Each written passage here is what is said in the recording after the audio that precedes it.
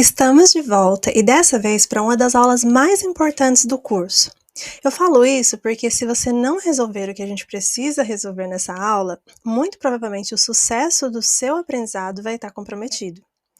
Então vamos lá? Na aula de hoje nós vamos falar sobre crenças limitantes. Mas o que são crenças limitantes? Você já ouviu falar daquela história do elefante que foi levado bebê ainda para o circo e prenderam a perninha dele em uma estaca pequena. Mas ele tentava e tentava puxar para se soltar da estaca e ele não conseguia, porque ele era muito pequenininho ainda. E até que ele desistiu. E ele foi crescendo, crescendo, e aquela estaca, a mesma, sempre estava lá, mas ele nem tentava mais sair da estaca, porque na cabeça dele ele já tinha tentado e não tinha conseguido. E ele se tornou um elefante grande e ainda preso naquela estaca, porque o pensamento dele ainda era daquele mesmo de quando ele era um bebê. Então, basicamente, as crenças limitantes são pensamentos e ideias que a gente tem na nossa mente, né, que impedem a gente de alcançar os nossos objetivos. E geralmente são pensamentos negativos. E quando a gente alimenta certas crenças limitantes, elas nos levam ao desânimo, ao medo, à insegurança, o que leva à procrastinação e a gente reforça essas crenças negativas. Por isso, a gente precisa trabalhar elas para que durante o curso você não procrastine, para que você não fique desanimado, não fique achando que você não vai conseguir aprender, tá bom? E nós vamos usar algumas técnicas da PNL. PNL é Programação Neurolinguística, que nada mais é do que o estudo do comportamento do ser humano, e como ele é afetado pelos nossos pensamentos, tá? E aí, dentro da PNL, a gente aprende como substituir essas crenças negativas, pensamentos negativos, por crenças positivas e fortalecedoras. E aí, a gente, consequentemente, consegue alcançar os nossos objetivos. Basicamente, a gente aprende que o nosso comportamento, ele é influenciado pelos nossos pensamentos, que também são influenciados pelas nossas emoções. Mas também as nossas emoções são influenciadas pelos pensamentos e pelos nossos comportamentos. E assim, todos esses três aqui, ó, pensamentos, emoções e comportamentos, influenciam um o outro, tá?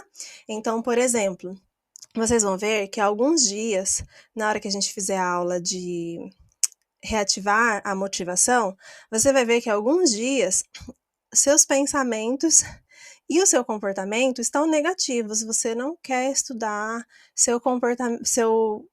seus pensamentos, né, estão de que, ai, tô muito cansado, ai, não quero, tô chateado com isso, aquilo, outro, e consequentemente você não vai estudar seu comportamento. E aí nós vamos trabalhar nas emoções para você começar a ter pensamentos positivos e aí agir. Alguns outros dias, os seus pensamentos querem, né? Você está pensando, eu quero estudar, mas as suas emoções, você está cansado, está chateado com alguma coisa, e aí nós vamos trabalhar cada ponto para que o ponto que está negativo se torne positivo, a gente consiga fazer aquilo que a gente quer, tá bom? Então, isso é uma coisa que a gente vai trabalhar um pouquinho mais na aula de reativando a motivação, mas só para vocês entenderem como os nossos comportamentos são influenciados pelos nossos pensamentos, pelas nossas emoções e vice-versa. Todos eles influenciam um o outro. E isso a gente estuda dentro da PNL, que é a Programação Neurolinguística. E aí, nós vamos ver aqui algumas das crenças que eu tenho mais ouvido durante todos esses anos, né, que eu aprendi inglês, aprendo outros idiomas, vejo outras pessoas aprendendo, nesse tempo todo que eu dei aula. Então, algumas das crenças mais limitantes que eu tenho visto, nós vamos trabalhar aqui, e eu preciso que você tente se identificar em alguma delas. Se você tem alguma delas, você vai trabalhar em cima dela, tá bom? Nós vamos ensinar de forma prática como você vai trabalhar em cima de cada uma delas. A primeira, vamos tomar um pouco de água. Beba muita água. A primeira, que eu tenho ouvido muito, é: eu sou burro, eu não consigo.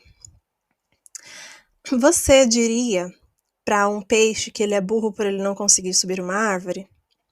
Ou você diria a um elefante que ele é burro porque ele não consegue nadar como um peixe? Provavelmente não. O que acontece de muitas pessoas acharem que são burros são por se compararem com outras pessoas e por, às vezes, tentarem alguma coisa que o método não é adequado para aquela pessoa. Então ela tenta, mas por não ser adequado a ela, ela acha: eu não consigo, então eu sou burro. Mas isso não significa que você é. Aliás, isso é uma coisa que eu sempre falo: qualquer pessoa consegue aprender qualquer coisa, basta você querer. A gente vai trabalhar em cima dessa crença um pouquinho mais pra frente, tá bom? A próxima: não tenho tempo. Geralmente, quando a gente fala não tenho tempo, é o nosso cérebro arranjando desculpa para você não fazer uma coisa que ele sabe que você precisa fazer. Afinal de contas, o nosso cérebro não gosta de gastar energia. E quando a gente tem que fazer alguma atividade que vá gastar energia, principalmente mental, o nosso cérebro vai tentar evitar, arranjando desculpas, e essa é uma delas. Aí você pode falar assim: Pri, mas eu trabalho o dia inteiro, eu estudo, eu não tenho nenhum pingo de tempo no meu dia. Se hoje um médico viesse para você e falasse: olha, você precisa começar a caminhar pelo menos 15 minutos por dia, senão ao final do mês você vai cair morto. O que você faria? Eu acho que você daria um jeito de arranjar esses 15 minutos por dia para fazer a sua caminhada, não daria?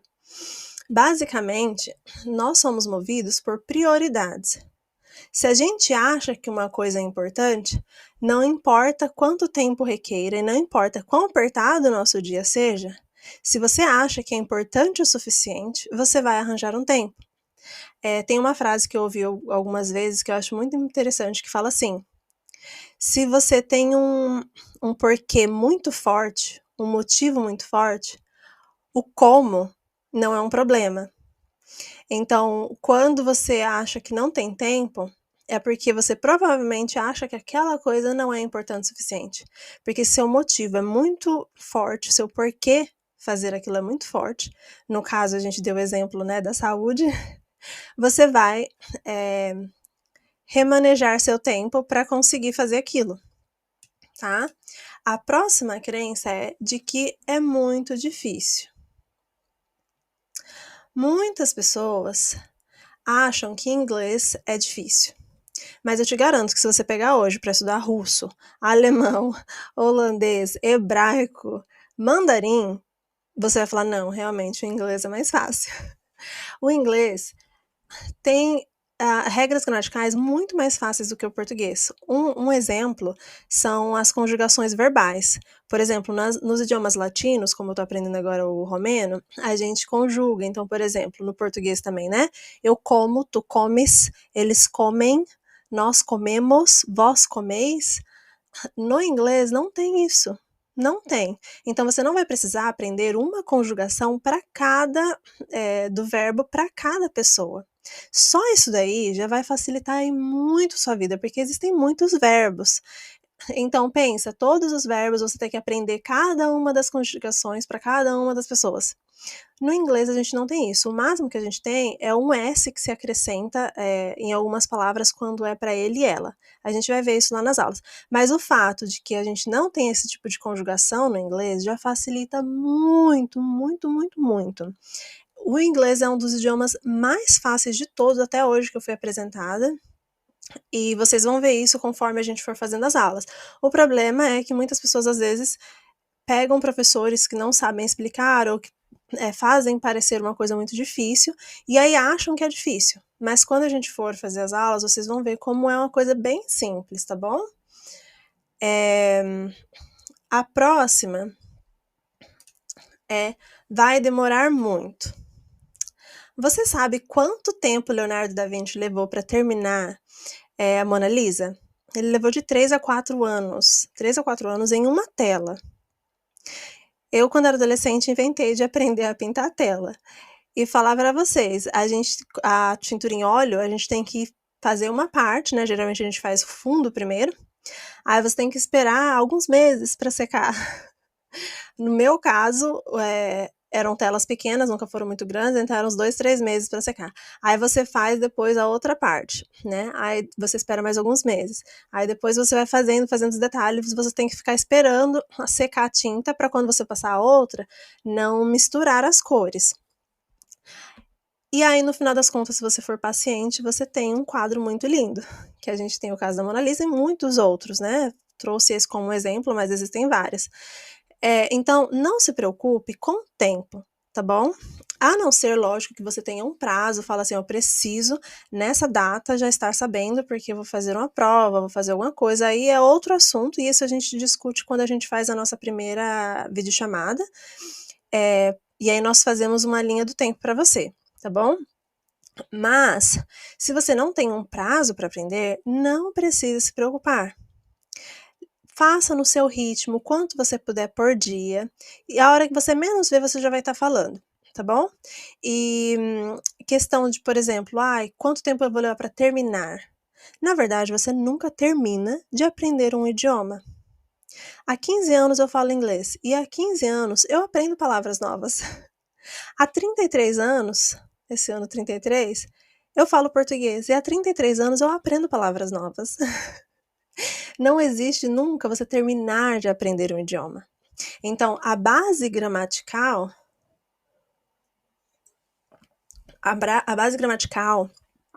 montagem de estrutura, tudo isso nós vamos aprender, lógico, dentro do curso, e bastante vocabulário também, mas você não vai aprender tudo que existe de inglês dentro do curso, porque muitas coisas você vai aprender quando estiver vivendo as situações, tá bom? Então não se preocupe, não tenha pressa, porque é um processo de vida toda, tá bom?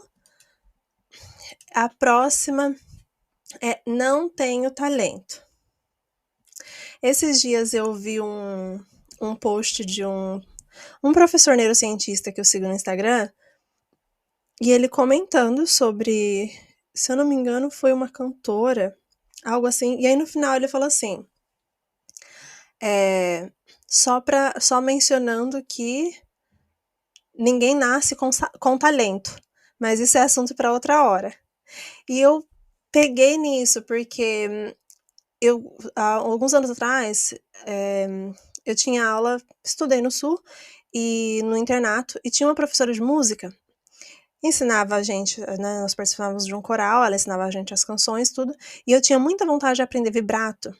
E eu pensava assim, nossa, as pessoas negras já nascem fazendo vibrato, mas a gente tem que aprender, eu preciso aprender, eu quero aprender, porque eu acho muito bonito.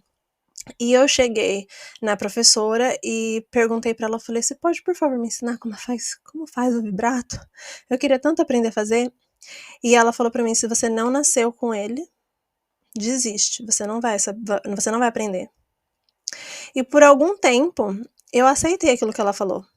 Eu pensei, realmente, eu não tenho talento. Até que, no ano que eu morei nos Estados Unidos, eu tinha minha igreja, né, que eu geralmente ia assistir, que era no Queens, lá em Nova York, mas era um pouco distante da minha casa. E aí eu achei uma igreja bem parecida com a minha, que era um pouco mais perto, e um sábado eu fui passar o sábado todo com eles. Nesse sábado, era uma igreja brasileira. Havia um cantor aqui do Brasil, que estava lá para fazer a apresentação do novo CD dele, de algumas canções, né? E ele cantou no sábado à tarde lindamente, maravilhoso, cantou muito bem. E ao final ele foi contar pra gente a história dele. Ele foi, né, contar um pouco sobre como tinha sido a carreira dele musical. E aí ele nos contou que foi assim o que abriu os meus olhos para a vida. Ele nos contou que quando ele era adolescente, a mãe dele queria muito que ele cantasse no coral da igreja. E aí ela levou ele pro maestro, né, do coral, e aí ele sentou com o rapazinho, né, adolescente, ao piano, começou a tocar algumas notas, pedia pra ele reproduzir, e depois ele foi falar com a mãe e falou: "Olha, eu acho melhor a gente tentar de novo o ano que vem", mostrando claramente que ele não era lá muito bom pra entrar no coral. Mas a mãe do menino não aceitou. Então, todas as vezes que o coral ia se apresentar, ela empurrava o menino pra cantar no meio deles. E ele ia no meio dos rapazes, o maestro ficou sem jeito de tirar o menino, deixou ele lá, e ele ficou um tempo lá cantando. Até que ele percebeu que tinha alguma coisa um pouco diferente da voz dele com a voz dos outros rapazes ao redor dele. Ele falou: "Acho que eu vou com outro pessoal ali do barítono ao invés do tenor". E aí lá ele disse que: "Ah, eu acho que minha voz é mais ou menos isso aqui mesmo". Sei que ele terminou o ensino médio, decidiu fazer faculdade de música, fez vários cursos, se aprimorou e hoje ele canta maravilhosamente bem, perfeito, tem um ouvido muito bom, faz vibrato, faz todas as técnicas musicais. E pra mim aquilo foi um abrir de olhos, porque eu pensava: "Ué, ela falou que a gente não aprende, e ele nem ouvido tinha muito bom pra música, e como assim? Ele agora tá nesse nível?". E aí foi quando eu fui pesquisar mais, e aprendi que não existe isso de que a pessoa nasceu com talento. Existem, eh, existem influências, né, das famílias, por exemplo, os asiáticos, os pais querem que toque piano, por exemplo, alguém já toca, alguém já faz alguma coisa, aí coloca no conservatório, e é tudo a questão de treinamento. Se dependesse de talento, inglês não seria a língua mais falada no mundo oriental. Ocidental, perdão, no mundo ocidental. O oriental é o mandarim, né? O inglês não seria a língua universal que é hoje, se dependesse de talento. Porque muitas pessoas não têm contato nenhum com o inglês, começam a aprender, começam a falar e hoje estão por aí fluentes. Então, não existe isso de talento, tá bom? Não ter talento para o inglês. E aí eu queria passar para você essa frase no meio aqui, para você refletir nela enquanto a gente continua. Antes de ser ótimo em algo, você precisa ter sido bom. Antes de ser bom, você precisa ter sido ruim. E antes de ser ruim, você precisa ter começado. Você provavelmente já viu alguém que é muito bem sucedido em alguma área da vida. E se você for olhar lá atrás, essa pessoa provavelmente era muito ruim no começo. E houve um momento em que ela nem sabia nada sobre o assunto. E hoje está onde está. Então, a gente não precisa de talento, não conte com talento para nada. A gente constrói aquilo que a gente quer. Outra crença limitante é de que inglês é coisa para rico. Inglês já foi coisa para rico, não é mais. Eu digo que já foi porque quando eu comecei a fazer inglês, que eu tinha meus 16 anos, haviam só as escolas principais, né, aquelas básicas que todo mundo conhece. O salário mínimo era R$ 500, eu trabalhava no escritório de contabilidade, ganhava os meus 500, que era o mínimo, e pagava 380 num curso que nem era o top dos tops. E o restante era para pagar passagem e comer o resto do mês.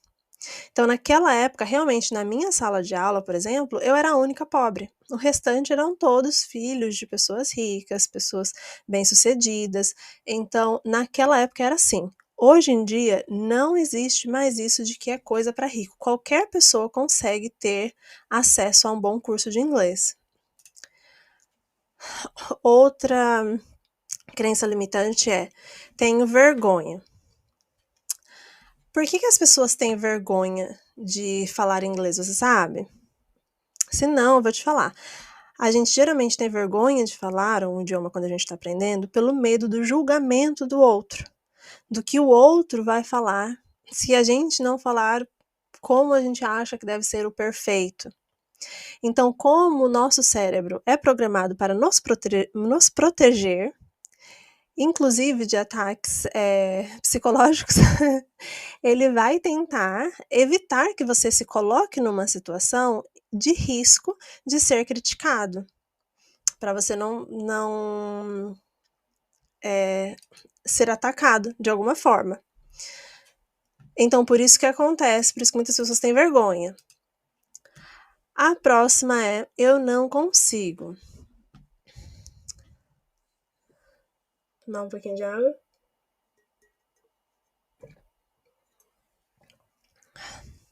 Se você acha que você não consegue, uma das 3 coisas aconteceu. Uma delas, você tentou e não conseguiu, e muito provavelmente é porque o método não era bom, ou o professor não era bom, não sabia aplicar o método, ou te falaram que você começou a ouvir críticas de pessoas falando, você não consegue, tarará.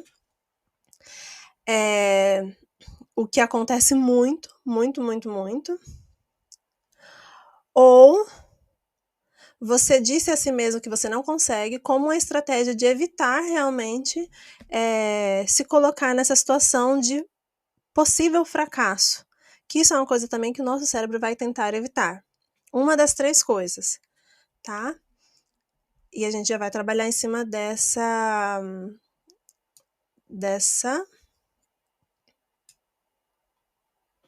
crença limitante também, tá bom? O que acontece quando nosso cérebro tenta evitar que a gente se coloque em alguma situação de possível fracasso? Acontece que nós todos temos um senso de autoeficácia no nosso cérebro, que é afetado por todos os dias por coisas que nós fazemos ou não fazemos. Então, por exemplo, vamos supor que hoje você pensou, amanhã eu vou estudar piano, um exemplo. E aí chega amanhã, você se pega atarefado, faz um monte de coisa e aí você não consegue estudar piano. Chega no final do dia, o que você está dizendo para você mesmo? Eu não consigo. Eu falei o que eu ia fazer, eu não fiz. Lá, tá vendo? Aí no outro dia, você fala que você vai fazer outra coisa. Ou você faz aquelas to-do list, né? Tipo aquelas listas do que fazer todos os dias. Um grande problema dessas to-do lists, elas são boas, inclusive é uma dica que eu vou dar para vocês para fazerem, a gente vai estudar um pouquinho mais para frente, mas a gente tem que ser muito, muito cauteloso ao montar essas listas, porque às vezes a gente coloca muitas coisas ou coisas que realmente vão ser difíceis para a gente fazer. E aí, se a gente não consegue fazer, todas as vezes que nós falhamos com a nossa própria palavra, o nosso senso de autoeficácia vai indo lá para baixo. E aí entra a nossa autoconfiança, a gente não tem mais confiança de fazer nada, porque, eu não consigo, porque, tá vendo? Eu não consigo umas coisas simples, como que eu vou conseguir isso? E aí, quando a nossa autoconfiança tá baixa também, a gente tende a acreditar naquilo que as pessoas falam da gente. Se a gente acha que a gente é burro, por exemplo, eu não consigo. Aí a gente começa a pensar, porque eu sou burro. Tarará. Alguém chega em você e fala, você não vai conseguir aprender inglês porque você é burro. Como você já tem a sua autoestima baixa, o seu senso de autoeficácia é baixo, quando essa pessoa chegar com essa crítica, você vai falar, ela tem razão, eu realmente não consigo. E aí, nós vamos trabalhar em cima de cada uma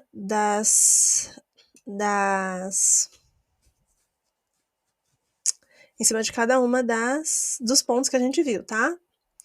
Essa é uma outra frase que eu decidi deixar aqui no meio para vocês não esquecerem. Se outros conseguem, eu também consigo. Não importa quão difícil pareça, alguém já chegou lá, então é porque dá. E eu vou chegar também. Então, não importa quão difícil algo pareça, se outros conseguem, você também consegue, tá? Se o fulano aprendeu alguma coisa, eu também consigo aprender. Eu me desafiei tem algum tempo, eu não sou pianista, eu finjo que bato ali na tecla, eu toco alguns hinos do Inário, mas o simples, não sou pianista mesmo. E aí um dia eu ouvi uma música no YouTube do The Piano Guys, ou Come Emmanuel. Era bem, bem difícil no piano. Tanto que o tutorial que tem no YouTube, eles já colocam, né, que é hard, que é, tipo, muito difícil. E sabe o que eu falei? Eu falei, se existem pessoas por aí que conseguem, eu também vou conseguir. E eu nem tinha um piano em casa. E nessa época eu morava na Holanda, E os pianos que eu encontrava eram pianos nas estações de trem, que lá eles têm, assim como em São Paulo, né? São Paulo também tem alguns pianos nas estações, ou pelo menos tinha na época que eu morava lá. E aí, todo final de semana, quando eu saía, eu saía mais cedo, e eu parava nas estações que tinham piano, ou também na volta, e eu ficava lá meia hora, uma hora, perdi vários trens tentando ensaiar essa bendita dessa música, que era extremamente difícil. E hoje eu consigo tocar ela inteirinha. E se você me perguntar, mas nossa, você é inteligente, sua família. Não, não sou. Foi muito esforço, muita repetição. Às vezes eu chorava de frustração, falava, meu Deus, eu não vou conseguir, é muito difícil. É muito difícil, principalmente quando eu ouvia a música inteira. Toda vez que eu dava play e eu ouvia a música inteira, eu falava, nossa, isso aqui é de profissional, nunca que eu vou conseguir fazer isso. E sabe como eu consegui?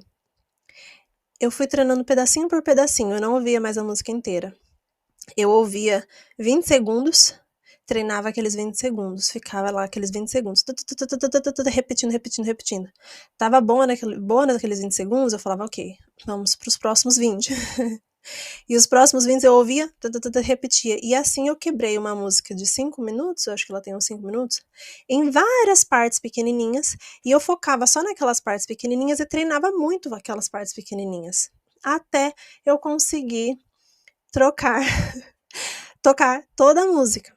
Então, às vezes, quando a gente olha para o inglês assim, ou qualquer outra coisa na sua vida, né, que você quiser aprender, você olha e fala, nossa, o negócio é muito difícil. Geralmente, quando a gente tem uma visão geral, por exemplo, intercâmbios, né, que é uma coisa que eu recomendo muito todo mundo fazer, as pessoas olham e falam, nossa, precisa de tanta coisa, tanto documento, é tão difícil. E eu falo, ok, você olhou a visão geral, mas agora vamos olhar o passo a passo e quebrar ele em pequenas etapas. Então a gente consegue fazer a primeira etapa. O que precisa para a primeira etapa? É esse documento, esse, aquilo, outro. Vamos atrás desse, sem pressa, vamos atrás desse. Terminou, recebeu, beleza. Agora qual é o próximo documento que a gente precisa? Qual é aquilo? E no final, você olha e fala, nossa, nem foi todo esse bicho de 7 cabeças que eu pensava que seria. Então, quando a gente olha, por exemplo, o inglês geral, assim, a gente vê uma pessoa falando inglês super fluente, a gente fala, nossa, que negócio difícil. Mas quando a gente quebra ele em pequenos pedaços, em pequenas partes, a gente vê que não é difícil. E é isso que eu fiz com o nosso curso. A gente tem, como vocês viram quando vocês fizeram a aula do método, um assunto inteirinho de inglês, nós temos 7 pequenos pedaços, entendeu? Então, não se preocupe que você não vai ter que sentar e ficar 3, 4 horas estudando inglês, falando, nossa, meu Deus, eu tenho um negócio difícil. Não, a gente quebrou ele em pequenos pedaços, todos os dias, para você ver que não é aquele bicho de 7 cabeças e conseguiu fazer esse primeiro passo? Ótimo, maravilhoso. Agora pronto, pode ir para o próximo, tá? A solução, né, para todas essas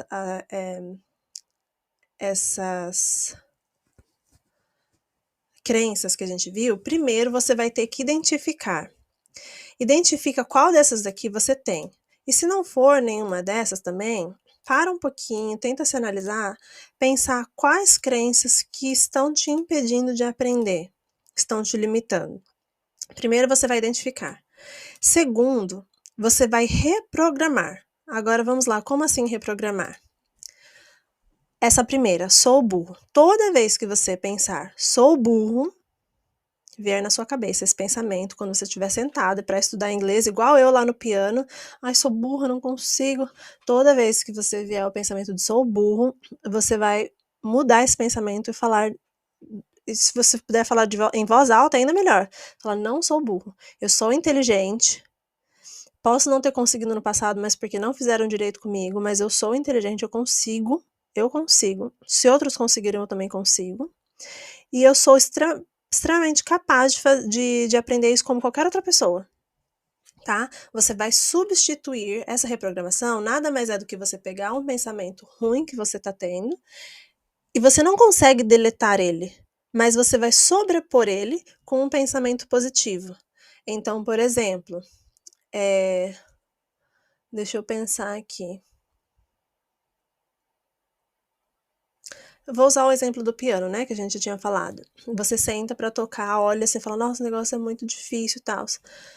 Primeiro pensamento é normal, principalmente se você já teve por muito tempo esse pensamento, essa crença enraigada.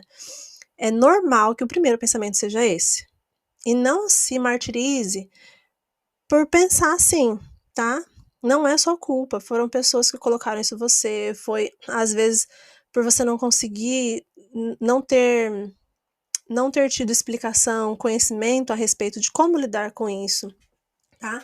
Então, chegou o pensamento, você reconhece que ele tá lá, e aí você sabe, agora eu preciso substituir por outro. Um pensamento positivo. E aí você vai falar, eu não sou burro, eu sou inteligente, eu consigo, tá? Essa é a reprogramação, a substituição que a gente fala. Não tenho tempo. Quando você for fazer o seu cronograma, né, comigo, muitas pessoas vão falar, não tenho tempo, tá? Quando vier esse pensamento, mas não tenho tempo, você vai falar, não, eu tenho tempo sim, para as coisas que são importantes, isso é importante, então eu vou deixar aqueles minutos que eu estaria assistindo uma série, uma TV, para estudar, que isso aqui vai ser importante para o meu futuro. Aquela série, aquela novela da TV, não é importante para o meu futuro, mas isso aqui é. Então, para isso eu tenho tempo, para o que é importante eu tenho tempo. A próxima, é muito difícil. Sempre que vier esse pensamento de é muito difícil, você vai lembrar o que eu te falei. Inglês é um dos idiomas mais fáceis, não é muito difícil, tá? Pode parecer quando você olha, né, the whole picture, a imagem inteira, mas quando você for fazer as aulas, você vai ver como são passinhos pequenos e simples e não é difícil, tá bom? Você vai substituir esse pensamento de que inglês é muito difícil por inglês é o idioma mais fácil que existe, tá bom? Vai demorar muito para me tornar fluente. Quando vier esse pensamento, o que você vai pensar? Não tenho pressa, vou fazer no meu tempo, não preciso me estressar. E outros que você quiser, né? Eu tô dando aqui as ideias, mas você pode ser criativo aí. Não tenho talento. Toda vez que vier esse pensamento que eu não tenho talento para o inglês, o fulano, o ciclano consegue falar perfeito, mas eu não vou conseguir. Lembra da história que eu te contei, que é real, do rapaz que não sabia cantar nada, não tinha nem ouvido, cantava desafinado e hoje canta super bem. Se dependesse de talento, inglês não era o idioma mais falado. Na verdade, eles falam que é o mandarim que é o mais falado, né? Mas é porque realmente a China é muito grande. Mas ao redor do mundo, o inglês é o idioma mais falado. Você não precisa de talento para nada. É coisa para rico. Você já vai tirar essa ideia da cabeça quando eu te falar o preço do nosso curso. Você nem vai pensar mais isso daí, tá? Tenho vergonha. Se lembre, é normal. Não fique se martirizando quando você quiser falar inglês e ficar com vergonha. Você fala, tá vendo, não consigo, porque eu sou vergonhoso, não sei o quê.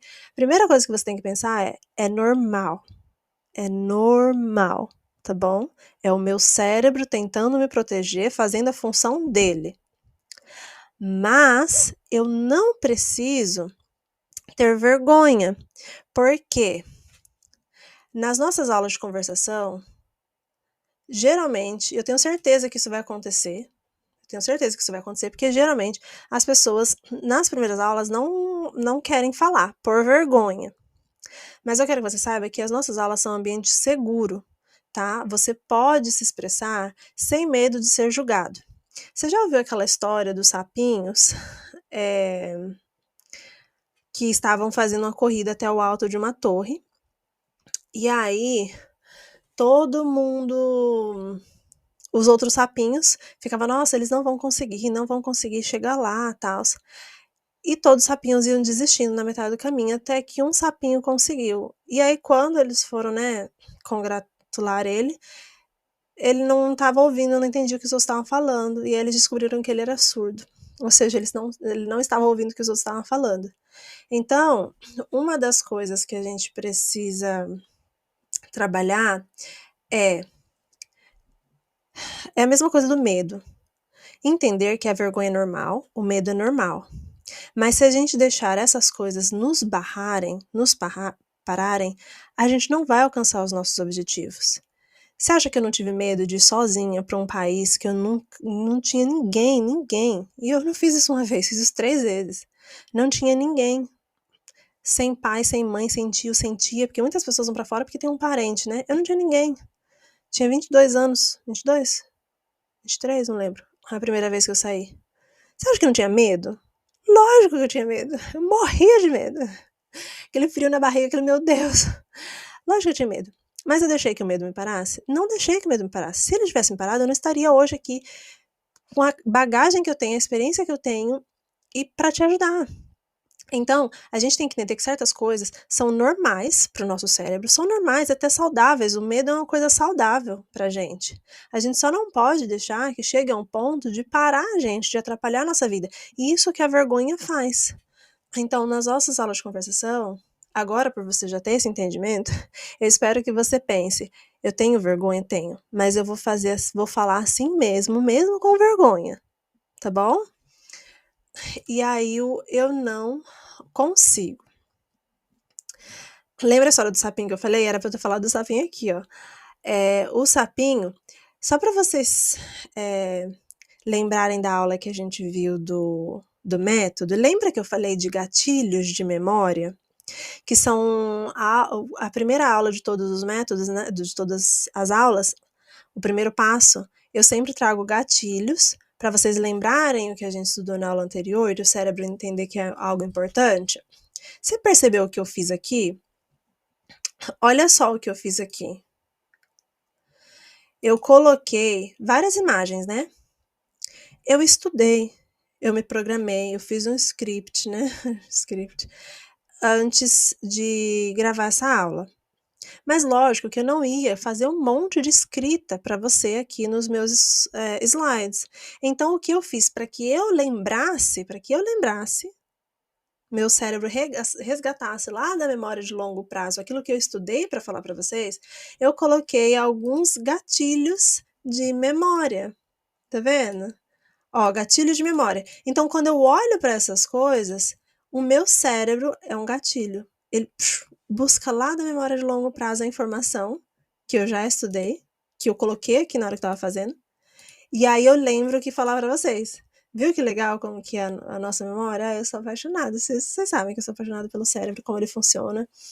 Então, e o sapinho eu coloquei aqui, ó, que era para contar para vocês a história do sapinho, né? Por quê?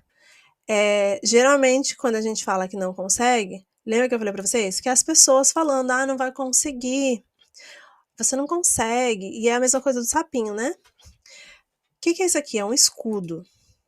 O que é esse escudo? Como assim? Nós precisamos criar escudos psicológicos. O que é isso? Você já ouviu falar de que quando uma pessoa vem te trazer um presente, aqui, mais um gatilho. Quando uma pessoa vem te trazer um presente, ela comprou, é dela. Quando ela vai te entregar esse presente, se você aceitar, é seu, não é mesmo? Se você não aceitar, continua sendo da pessoa. E é assim que nós vamos fazer os escudos mentais. Toda vez que alguém vier falar para você que você não consegue, você vai pensar consigo mesmo. Isso é o que ela pensa. Tá na cabeça dela isso daí. É dela, não é meu. O que eu penso de mim é diferente. E eu não aceito as palavras dela, porque isso é da cabeça dela. Eu não aceito as palavras dela, porque eu sei. E aí que entra a gente trabalhar o nosso senso de autoeficácia. Entra a gente trabalhar a nossa self-confidence, a nossa autoconfiança, tá? E aí eu já vou falar para vocês como a gente trabalha a nossa autoconfiança. Ó, o senso de autoeficácia, né? Como a gente trabalha a nossa autoconfiança? Primeiro, eu sei que parece uma coisa boba, mas todos os dias, ao acordar, primeira coisa para aumentar o seu senso de autoeficácia, faça a sua cama. Você fala, Priscila, que besteira. Faça a sua cama. Se você não quer acreditar em mim, que isso é uma das coisas principais para aumentar o seu senso de autoeficácia, Pesquisa na internet. O que psicólogos, neurocientistas falam sobre arrumar a cama? Primeira coisa de manhã. É uma das coisas que mais ajudam a você começar o dia, a você, o seu senso de capacidade, de autoeficácia, né? A sua autoestima, tá? É arrumar a cama. Porque parece uma coisa simples, mas a gente tá fazendo uma tarefa, cumprindo uma tarefa, que a gente vai ver o resultado. Então, tudo que a gente faz, que a gente vê o resultado das nossas mãos, do nosso trabalho, isso ajuda na nossa autoeficácia. E aí vem a to-do list, a listinha do que fazer. Eu tenho um coisinho de to-do list ali na minha parede. Mas eu fiz muito errado, porque tem espaço para umas 15 coisas. E eu falava, eu tenho que encher todos. Eu comprei na Shein, paguei bem baratinho. Você pode comprar se você achar legal. Eu acho bem legal porque eu não consigo tirar da parede, senão eu ia mostrar pra vocês, mas tá colado bem firme ali. E aí tem os coisinhos assim pra eu dar o check, sabe? Todas as vezes. Mas o que aconteceu? Quando eu comprei, eu pensei, eu tenho que encher todos, né? Porque eu quero todos bonitinho. E aí eu colocava muitas coisas pra fazer no meu todos os dias, e no começo, nos 2, 3 primeiros dias, eu conseguia fazer. Mas depois você não consegue, são muitas coisas. E aí, toda vez que você falha em fazer uma coisa que você disse a si mesmo que você faria, isso afeta o seu senso de autoeficácia. Então, não coloque muitas coisas. Não coloque coisas muito complicadas. Por exemplo, eu não poderia colocar para fazer em um dia tocar a música que eu levei ano treinando, entendeu? Mas o que eu poderia colocar na minha lista, por exemplo, se eu tô aprendendo música, por exemplo, uma música, eu poderia colocar aprender o primeiro minuto da música hoje e treinar só esse primeiro minuto, entendeu? Ou os 30 primeiros segundos. Então, coloque metas pequenas para o seu dia a dia, realistas, não coloque coisas que vai levar muito tempo, muito esforço.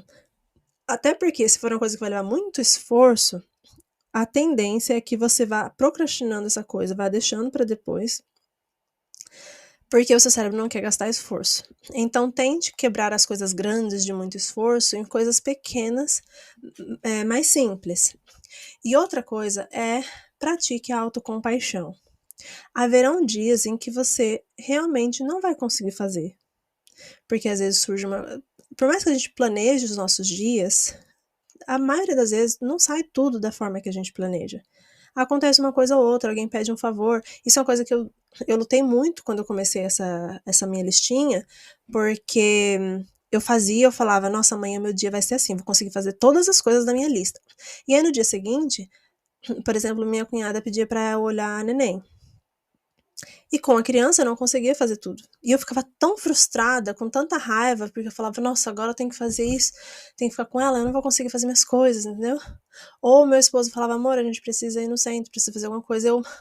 Mas eu tenho que fazer as coisas da minha lista. Se eu for com você, eu não vou conseguir fazer todas as coisas. E eu ficava muito frustrada comigo mesma e não aproveitava as coisas. Por exemplo, ao invés de aproveitar a neném que estava comigo e ter um bom tempo com ela, brincar com ela, eu ficava o tempo todo frustrada pensando quando a mãe vem buscar, porque eu preciso que ela vá embora logo pra eu, entendeu? Então, a gente tem que ser um pouco menos carrasco de nós mesmos até. A gente tem que entender que nem tudo sai do jeito que a gente planeja, e tá tudo bem, essa é a beleza da vida. A gente é pego de surpresas e muitas coisas boas podem acontecer. E às vezes muitas coisas ruins também, né? Mas como seriam os dias bons se a gente não tivesse os ruins, né? A gente não saberia aproveitar os dias bons. Então, pensa assim, se fosse uma amiga sua melhor amiga, que se planejou tal para fazer algumas coisas e aí não conseguiu, e ela chegasse em você reclamando, falando, nossa, eu falei que eu ia fazer tal coisa hoje, era para eu ter passado 1 hora estudando inglês hoje, não sei o que, eu não consegui, e não sei o que. Você ia falar para ela, tá vendo? Você não consegue fazer as coisas. Você ia começar a xingar ela, falar um monte de coisa para ela? Você é burra mesmo, tá vendo? Muito provavelmente, se você é uma amiga de verdade, você não faria isso. Você falaria, amiga, tá tudo bem, tem amanhã, você pode fazer amanhã. Mas porque quando somos nós mesmos, a gente fala: "Tá vendo? Você é uma burra mesmo. Você não conseguiu, você falou que ia fazer e não fez". Todas as vezes que você for vier na sua mente de ser uma carrasca consigo mesma, ou um carrasco consigo mesmo, vá ao banheiro, onde você tiver um espelho. Pare de frente ao espelho e se olhe. Pode parecer uma coisa muito simples, mas é muito poderoso. Se você já fez isso, você sabe que isso é real. Quando você começa a olhar para si mesmo, nos seus olhos e pensar na sua vida, muitas pessoas se quebram, porque a gente percebe como nós somos ruins conosco mesmos, com nós mesmos, como a gente precisa de mais compaixão com nós mesmos, com mais carinho, mais compreensão. Se abrace. Primeira vez que eu me abracei, eu chorei horrores, porque eu nunca tinha pensado na vida de me abraçar e eu percebi o quanto que eu precisava ser melhor comigo mesma. Então, nos dias que você não conseguir seguir a sua listinha, fazer tudo do jeitinho que você planejou, no dia que você não conseguir estudar inglês, não se deixe abalar por isso, não fique se xingando, achando que você é ruim, enfim, porque além de prejudicar o seu senso de autoeficácia, a sua autoestima vai lá embaixo, e aí quando as pessoas falarem as coisas de você, ele é burro, ele é não sei o que, não sei o quê, isso aí já é o que você está pensando. Então você só vai alimentar esses pensamentos e falar, a pessoa tem razão, a pessoa tá certa, e isso é péssimo para você. A gente precisa melhorar a nossa autoestima e criar os escudos psicológicos para que a gente consiga sucesso na vida em todos os sentidos, né? O medo do fracasso geralmente é o medo do que as pessoas vão dizer, se elas vão nos julgar, se elas vão rir, a gente já falou sobre isso, né? E aí, olha só, uma das formas de praticar a conversação que são menos vergonhosas, né, assim, digamos, que ajudam muito, são esses 3 aplicativos aqui que eu vou passar para vocês. É o Tandem, na verdade eu não sei como pronuncia, o Speak e o HelloTalk. O HelloTalk eu não conheço, mas já ouvi muito bem dele. Agora o Tandem e o Speak, eu já usei os 2, inclusive o Speak, quando ele começou a ser usado pelo pessoal do Brasil, ele não tinha o aplicativo na versão português, e eles me chamaram para fazer a versão português, mas na época eu estava muito atarefada, não conseguia fazer, mas eu creio que hoje ele já tem uma versão dele em português. E o Tandem também é muito bom. Não são Tinder, tá? Não são aplicativos de namoro. Não se preocupe. E lá você encontra pessoas do mundo inteiro, nativos de todas as línguas, dispostos a conversar realmente para trocar ideia e aprender. E você tem como traduzir lá na hora, dentro do chat, você não precisa ficar saindo para ir no Google Tradutor e voltar. Você consegue mandar áudios, receber áudios também. Isso ajuda muito, muito, muito, porque, por exemplo, o meu inglês, eu já dei aula de inglês, fui substituta, professora substituta, mas quando eu encontrava com gringos no Brasil, eu travava, não conseguia falar. Especialmente porque minha família ficava em cima, tipo, fala, vai lá, não sei o quê, você sabe inglês. Quando isso acontecer com você, é muito normal que você trave. Porque a gente fica naquele negócio, meu Deus, as pessoas têm a expectativa de que eu vou abrir a boca e vou falar igual um gringo. Aí eu vou abrir e vai que não sai, aí eu serei julgado. Também é o nosso cérebro tentando te proteger de te colocar numa situação embaraçosa. Então entenda que você travar é uma reação natural do seu cérebro, tá bom?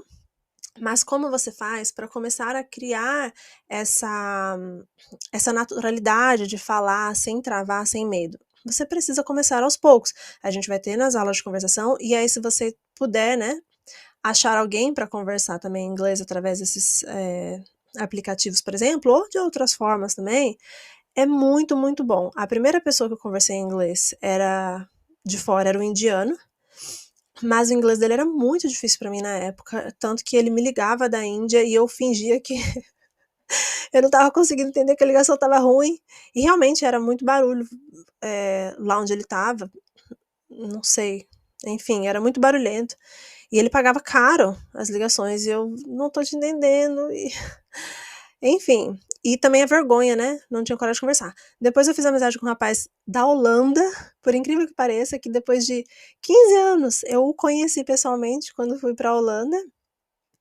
15 anos? Mais ou menos isso, porque eu tinha uns 16 na época que. Uns 14 anos depois que a gente fez amizade, que eu fui conhecer ele pessoalmente na Holanda, com a noiva dele e tudo.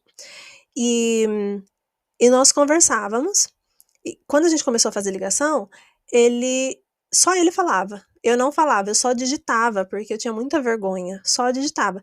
Mas chegou uma hora que aí eu começava a soltar umas palavras aqui, outras lá. E é um processo tão gostoso, tão natural. A gente fica aquela ansiedade, aquele nervosismo. Mas quanto mais você vai soltando, mais animado você vai ficando de ver que você tá conseguindo. É um processo, assim, que todo mundo precisa passar na vida. Vocês passarão. De você falar, meu, tô conseguindo, que legal, que bacana, tô conseguindo conversar. Então, procure alguém para conversar. Existem poliglotas, né, mundo afora aí, e às vezes eu assisto podcasts e coisas deles falando sobre como aprender outros idiomas, etc. E todos eles falam, unânimes, procure um nativo para conversar. Porque não é a mesma coisa de você conversar com um brasileiro. Um brasileiro, você vai falar, tá lá tentando falar, você não lembra a palavra, você fala logo em português, a pessoa te entende. Agora com um nativo, não adianta você soltar a palavra em português, que ele não vai te entender. Então você força o seu cérebro a tirar lá da memória de longo prazo tudo que você aprendeu, entendeu? Você força o seu cérebro. E vocês vão ver que no começo, por exemplo, quando eu fui morar nos Estados Unidos, os 2 primeiros meses, eu tinha muita dor de cabeça literal. Minha cabeça doía, porque eu ainda tinha todo o processo de tradução, então tudo que eu ouvia em inglês, eu traduzia para o português, aí eu pensava em português o que eu precisava falar, depois traduzia para o inglês para falar. Era um processo mental muito grande. Então realmente doía a cabeça. Eu chegava às vezes em casa no final do dia e falava, ai meu Deus, ai, minha cabeça, eu só queria ouvir um pouquinho de português, vai ficar tranquila, para a cabeça descansar. Mas você vai passar por isso. Todos passamos, é normal, tá bom? Aí, ó, a gente viu aqui a reprogramação, né? Você vai substituir uma das soluções, substituir os pensamentos ruins pelos pensamentos bons. A próxima solução dentro da PNL, né, da programação neurolinguística, é a ponte ao futuro. Deixa só eu achar aqui onde que eu coloquei. Âncora da ponte ao futuro. Reformulação, reframing.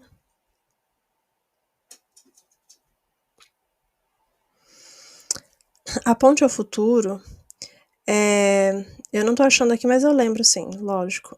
Eu estudei antes de coisa pra vocês, mas eu não tô achando aqui onde. É que é tanta escrita, o script é só escrita. Não é bonitinho assim, igual os. E eu não sigo ali, como vocês já devem ter percebido, eu não sigo tudo certinho, então às vezes eu me perco. E aí eu tenho que olhar de novo para voltar, né, para não desviar muito. Mas basicamente a ponte ao futuro é todas as vezes que você achar que tá difícil, que você acha que não vou conseguir, você vai fechar os seus olhos e imaginar você lá na frente, né, a ponte ao futuro. Você vai se imaginar lá na frente falando inglês fluentérrimo, conversando com nativos, sabe? E se virando lá em Paris, em Londres, na Austrália, vendo os cangurus e conversando com todo mundo. Você vai se imaginar, tenta imaginar com o mais detalhes possível, o mais vívido possível na sua mente, você lá na frente, fluente, conversando com as pessoas. Nem que na sua cabeça você fique só blá, blá, blá, blá, blá, mas você vai dizer assim mesmo que você está conversando em inglês, que você é fluente, tá bom? E aí, a visualização criativa, olha lá. Você vai ser criativo. Você vai pensar o mais detalhado possível. Pode botar detalhe, tipo, Não só, tô lá na Austrália. Pensa, eu sou lá na Austrália, visitando a Sydney Opera House e, né, passeando ali na frente, vou pegar um barco para passar na frente lá, tal, estou conversando com o guia, tal, então seja o mais específico possível. Autocompaixão a gente já conversou um pouquinho, né?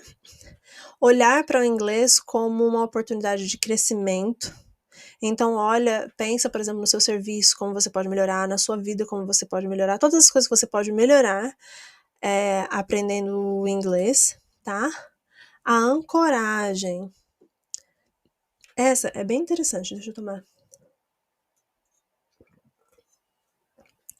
Ó, a técnica da ancoragem ajuda muitas pessoas com muitos assuntos.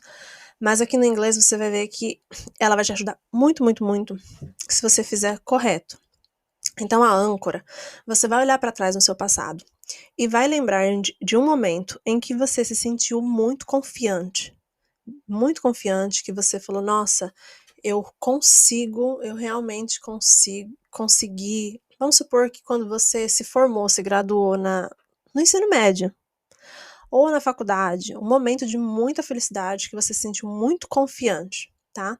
E você vai lembrar também, o mais vívido possível, vai tentar lembrar as sensações, os cheiros, sabe? Como você se sentiu, principalmente como você estava se sentindo no momento.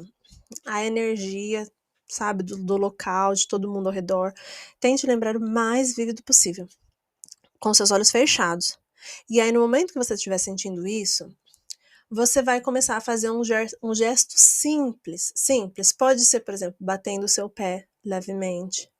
Pode ser coisando o dedo, assim, ó, coisando, como que a gente chama? Estralando, né? Estralando os dedos, assim, like this. Pode ser batendo a mão no peito, tá? Você vai escolher como fica mais confortável para você. Por exemplo, se você está sentado, batendo a sua mão na sua coxa. Então, você vai escolher um movimento e fazer ele devagar. Você vai fazer enquanto você pensa em tudo isso, tá? E aí, na hora que você vai fazer isso por um tempo, tá? Leva pelo menos aí uns 10 minutinhos. O ideal é até você sentir que esse movimento está associado àquela sensação de confiança que você teve no momento. Mas algumas pessoas é difícil delas sentir, às vezes não sabe, não consegue perceber a hora que já sentiu. Então faça aí, vamos supor, uns 10 minutinhos. Fica lembrando, tal. Se não conseguir, faça quanto tempo você conseguir, mas faça mais de uma vez, então. E aí, quando você for estudar inglês, que você, ou fazer qualquer outra coisa na vida, né? Que você estiver muito desanimado, falar, eu não consigo, tarará, você vai fechar os seus olhos e vai começar a fazer aquele mesmo movimento que você estava fazendo quando estava se sentindo confiante. E, aliás, isso são as das técnicas também para a gente reativar a motivação. Mas isso a gente vai falar lá na outra aula. E aí, você vai fazer aquele mesmo movimento.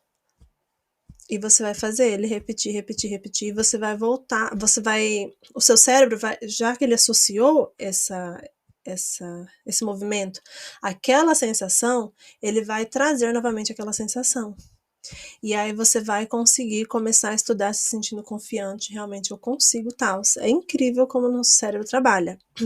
E essa é uma técnica muito usada e muito, muito boa, vai te ajudar a tirar os pensamentos negativos, os sentimentos negativos, tá bom? Celebrar os progressos.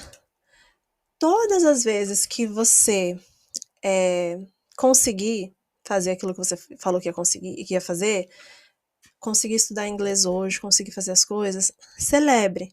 Não dê a si mesmo uma recompensa física, alguma coisa assim, todas as vezes. Porque senão, isso a gente também vai estudar lá na aula sobre reativando a motivação. Porque senão, o seu cérebro vai liberar dopamina, mas ele vai ficar focado no final, na recompensa, e não no processo. Ele não vai ter mais prazer no processo, ele vai ter prazer só na recompensa. E o processo, o que vai dizer se você vai ir longe é se você tem prazer no processo, não apenas na recompensa, tá bom? Mas você não precisa comprar uma barra de chocolate toda vez que fizer a aula, por exemplo, né? Uma recompensa desse tipo. Você pode celebrar simplesmente mandando para mim. Você pode mandar uma mensagem para mim: teacher, consegui, hoje eu terminei a aula, eu fiz. Ou pro seu pai, pra sua mãe: nossa, eu consegui, hoje eu consegui fazer isso, aquilo, outro, foi super legal, tarará. Celebre, veja que você conseguiu, sabe? Isso ajuda muito no nosso senso de autoeficácia que a gente tem conversado a respeito, né? Aí a modelagem. A modelagem também é uma técnica da PNL que basicamente você vai olhar, procurar alguém que chegou onde você quer chegar. E aí você vai se inspirar nessa pessoa. Mais propriamente dito, assim, a técnica mesmo, você vai copiar aquilo que a pessoa tentar se modelar, né? Fazer aquilo que a pessoa fez para chegar onde ela chegou. O que acontece é que nem sempre, por exemplo, eu mesma, né? Tem pessoas que já falaram para mim: quando eu crescer eu quero ser igual a você. Só que o meu processo para chegar onde eu estou não foi o mais certo. Os métodos de inglês que eu tive na escola aprendendo foram péssimos, não eram bons. Então não tem como você copiar. Não espero que você copie, entendeu? Então nem todas as pessoas que você olha e fala: olha, eu quero ser igual àquela pessoa, nem todas elas vai dar para você copiar o processo, né? Mas algumas coisas dá para você tirar. Por exemplo, pessoas ricas hoje, ou que querem alcançar a riqueza, o que elas fazem? Pesquisam todas as pessoas ricas por aí, o que eles fizeram para ficar rico, que eu posso fazer também, entendeu? Então, se você quer ser fluente em inglês, quer ser bem viajado, procure pessoas, não uma só, várias, e pesquise o que eles fizeram para alcançar, entendeu? E aí você pode ir se modelando, né? Conforme, como a gente fala na técnica, modelando, procurando aquilo que a pessoa fez e vendo como você pode fazer aquilo dentro da sua esfera também, tá bom? E aí, a jornada, né? Se lembre sempre, o cebolinha aqui, se lembre sempre que é uma jornada, tá? E que a gente precisa aproveitar a jornada, não focar apenas na chegada, né? Mas que cada passo da jornada é uma conquista. Tá? Então, quando você olhar e falar: é muito difícil, vai demorar muito, não sei o que, para de olhar lá na frente, tá?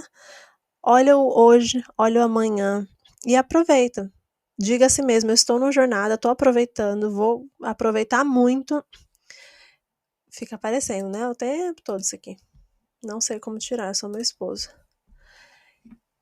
E aí, quando você menos perceber, você vai ter terminado o curso, vai estar falando fluentemente com outras pessoas, vai fazer seu intercâmbio, vai ganhar sua promoção no serviço, vai alcançar os seus objetivos, tá?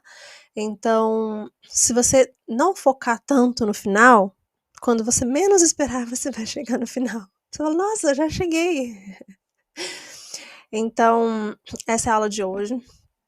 Não esqueça, identifique as suas crenças.